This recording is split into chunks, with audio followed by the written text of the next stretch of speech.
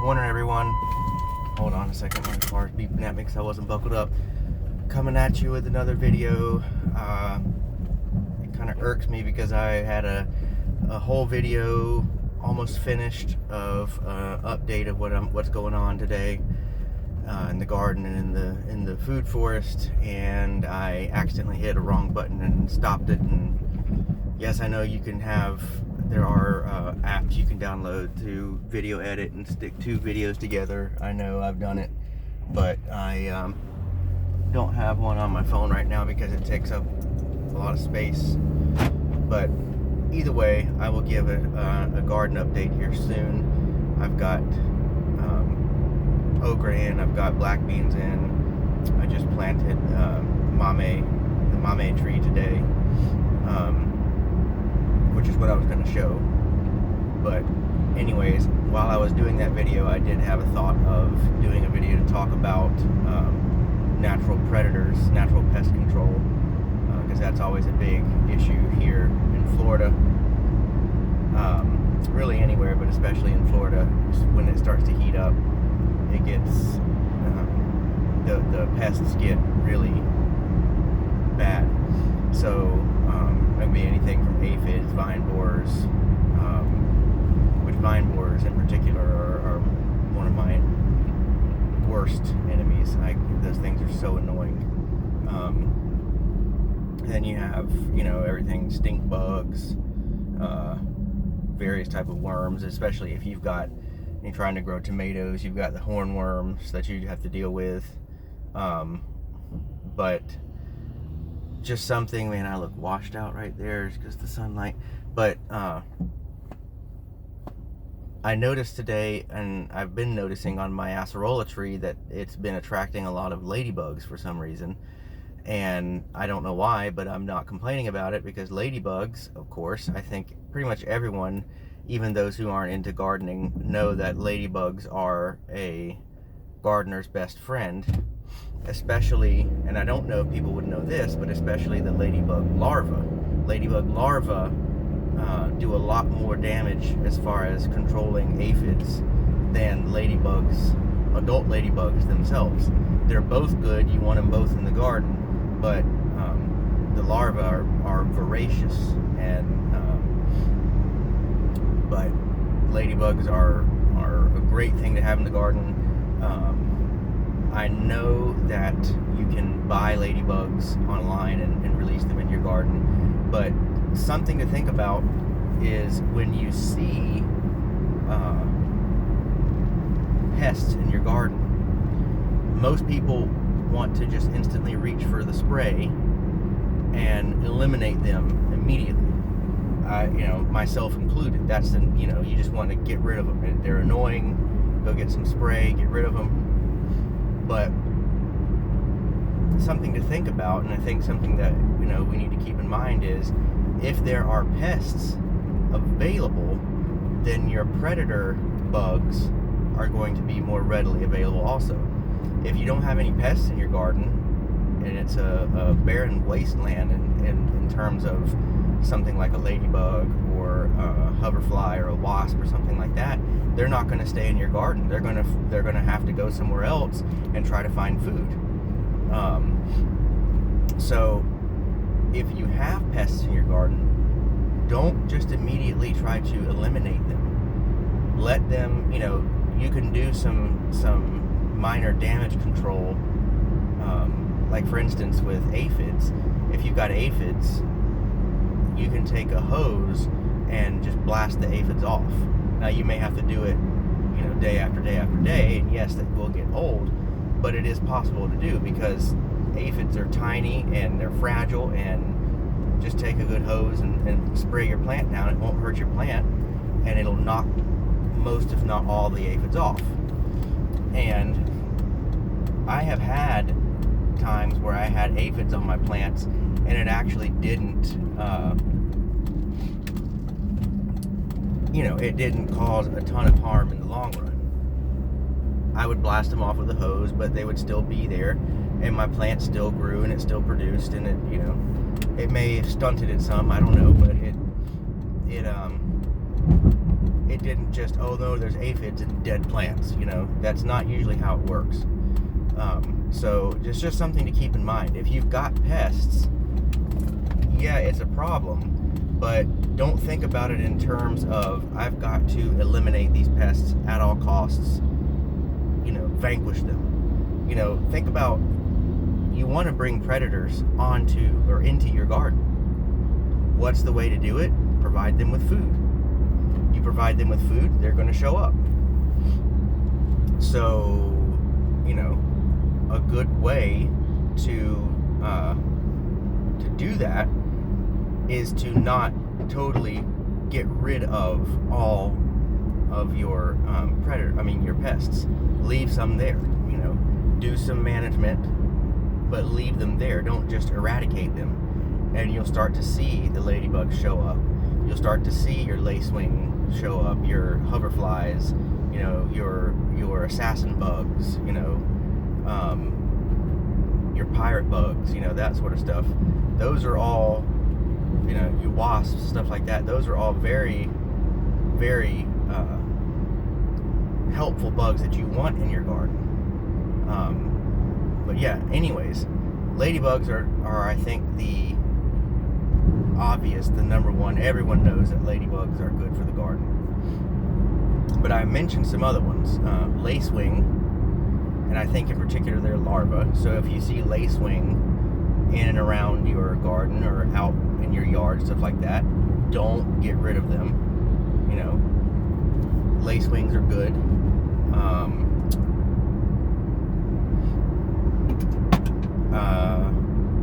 Sorry, I'm distracted. There's a dump truck in front of me that's spilling rocks everywhere, so I'm trying to not get a rock to hit my windshield.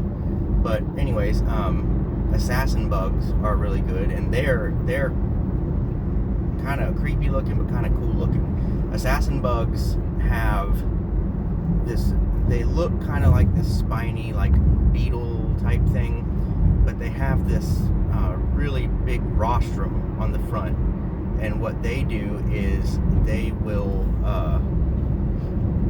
literally, their name tells you what they do. They will like assassinate bugs. They will come up to, like, they're almost like ambush predators, and then they stab the prey with the rostrum, and I believe they inject, I think, their saliva, and they basically just slurp it all up. So, you know, if you see those are great. Pirate beetles or pirate bugs, one of the two, another good one. And I would suggest going on and searching online, search for what these different predators look like, so that you know, everyone knows what a ladybug looks like. Everyone knows what a wasp looks like.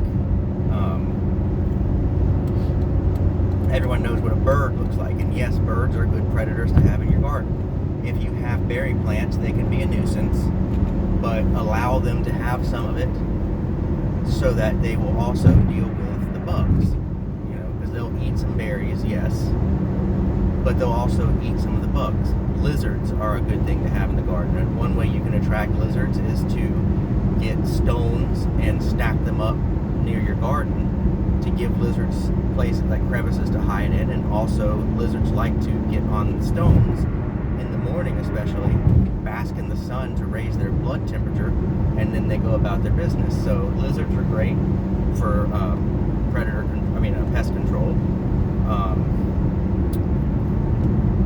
Frogs and toads, and one way you can attract frogs by having a little pond in your garden, which will attract frogs. If you're in Florida, be careful, because you will also attract a horde of mosquitoes. Which that's partly why I don't have a pond, because I don't want to deal with the mosquitoes.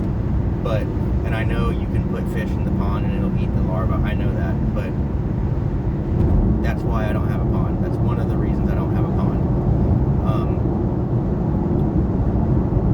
But yeah, frogs and toads. Toads, you can actually buy things that are meant for toads to live in, but you can also use pots, and just like upside down pots, and toads will hide in there. Now be careful in Florida for the cane toad. It's also called the bufo toad. it's very large, and it is toxic, especially to if you've got any pets, for your dogs and stuff like that. They're very toxic and they're invasive, and it's best to actually just kill them if you see them. But me personally, I can't do that. I can't stand to kill things. But luckily, I haven't seen any cane toads on my property. What I have are the little southern toads, which are Florida natives. So if you've got little southern toads, those are the guys you want out there. They're good for pest control. Praying mantids are really good for pest control. That's another one that you can buy online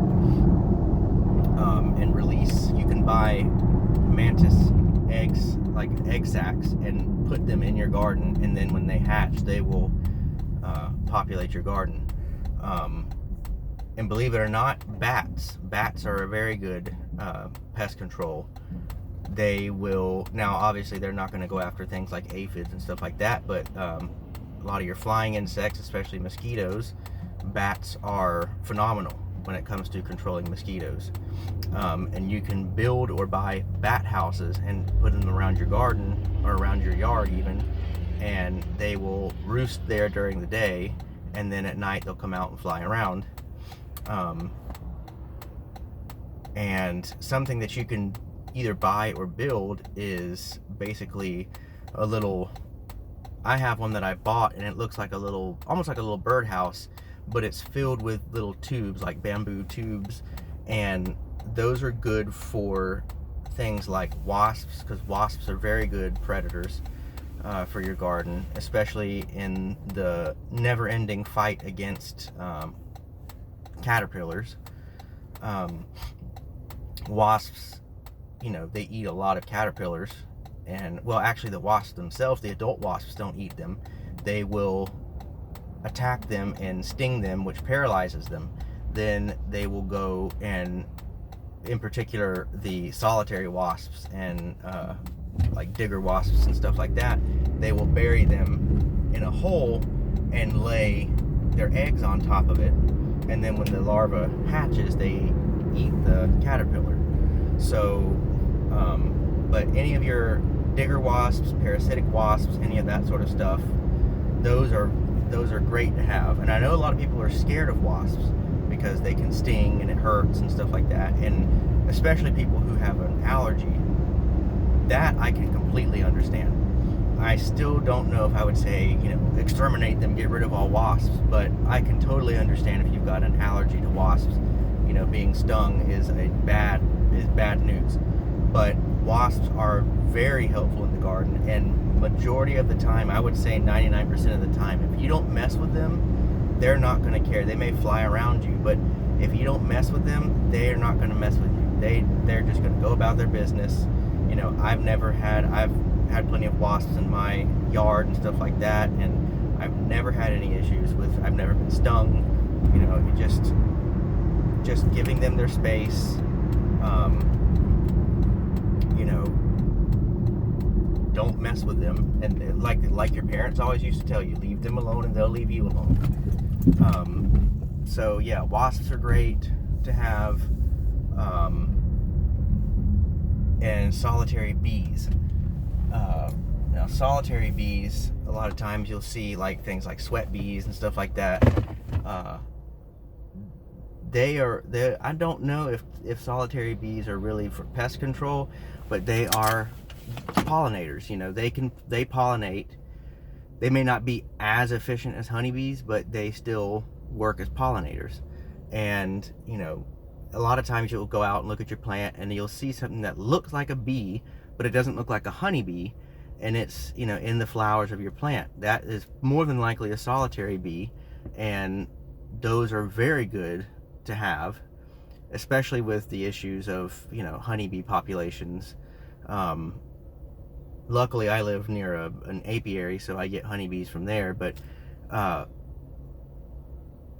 things like solitary bees and bumblebees and stuff like that, and that I forgot what mine is called, the thing that I was talking about where you can make that little house with the little holes in it, is perfect for your wasps and your solitary bees.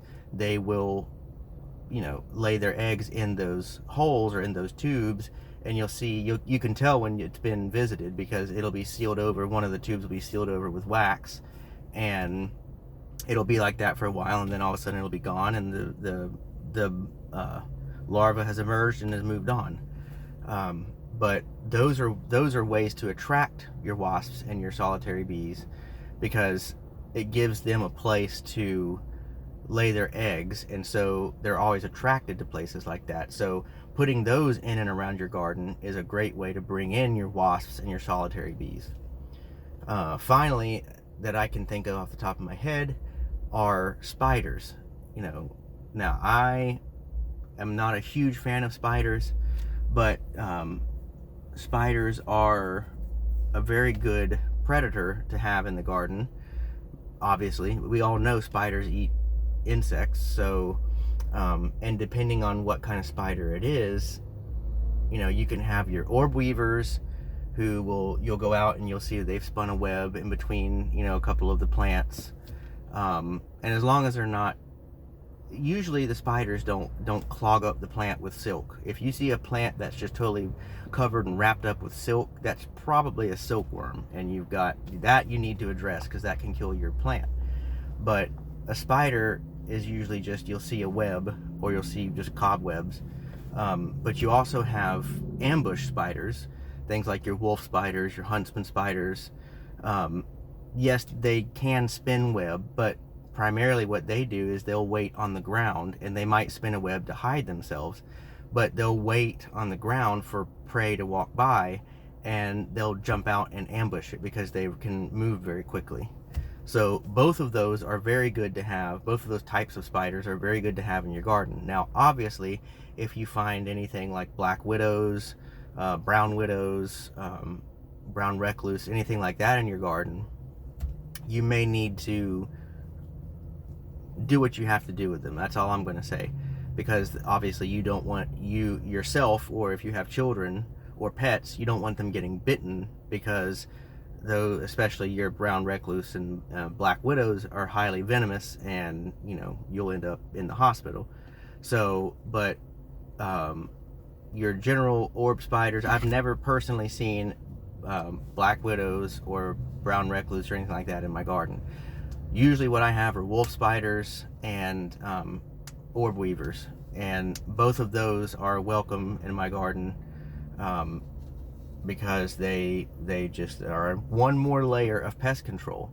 And when you invite all these in by having a food source, by setting up an environment that they want to be in, then you really lose the need for your harsh chemicals and things like that. Now, there are ways that you can use hot peppers to create a spray to kill insects, to kill pests. You can use a tobacco reduction to create a spray to kill insects. You can use things like diatomaceous earth. You can use, obviously, like I said, with aphids, just blasting them off. You can go, especially with caterpillars, you can go out with a bowl of water with a couple of drops of dish soap in it, and literally just pick the caterpillars off, toss them in the bowl, and the soap removes the surface tension, so they don't just float on the top, they sink to the bottom and they drown. And you can do, if you have chickens or ducks, you can take the insects and toss them to the chickens or the ducks, and they'll eat them. You can let chickens and ducks roam through your garden, and they will pick the pests off. So there are tons of different ways to manage pest control. I don't want to say eliminate pests, because unless you're using harsh chemicals, you're not going to eliminate pests. It's just, they're always going to be there, but you can mitigate them, and it can be not an issue by doing things like setting up environments, having an environment where predatory bugs want to be in your garden, where things like lizards and toads and birds, they want to hang around your garden. So they will do the work for you, and I mean, that's ideal. But remember, if you get rid of all the pests, the predators aren't going to have food to eat, and they're going to go away. They're going to go find food somewhere else. So that's just some tips on natural pest control. And remember, just because you have pests in the garden does not mean that you have failed. That's totally and completely natural. You're going to have pests, and you want pests there to invite the predators in. So always keep that in mind. I will come back again with a update video, and I apologize for not having one today, but like I said, I screwed it up. So you're gonna have to just look at my ugly face and listen to me ramble about things. And I hope this is helpful for some people, and please comment and like and subscribe and share. And if you are interested in setting up your own garden, but you don't know where to start, you think you have a black thumb, you just need some consulting, I will have ways to get in contact with me. I would love to be able to help you out, even if it's just a video consult, or if I can come visit and look at your land, anything like that, or I can help you build gardens. I would love to help more people get into this. So but that's it for now, and until next time, thanks for watching, and I'll talk at you all later.